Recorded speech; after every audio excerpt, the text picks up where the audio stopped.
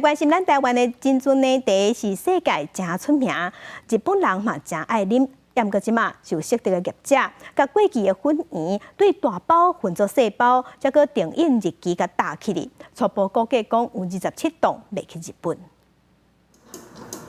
番薯粉加乌糖烂做面团了后，烂甲搁骨搁平，再搁透过机器切出圆滚滚的粉圆。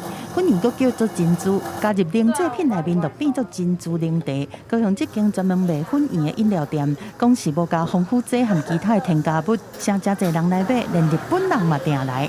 就是因为这边还蛮多饭店，所以日本的旅客还蛮多的。对啊，那他其实都是来这边短期的旅游，或者是工作也有啦。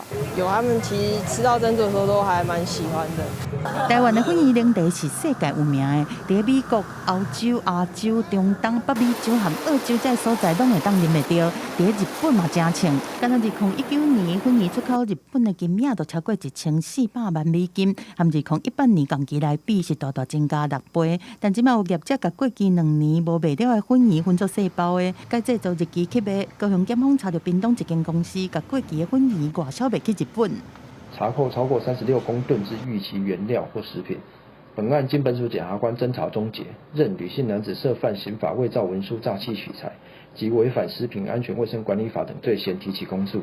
检调查到业者对去年5月到11月已经出货27栋的粉圆去日本，不法的得利有300几万。去公司工厂敲吹，搁发现过期的原料食品36栋。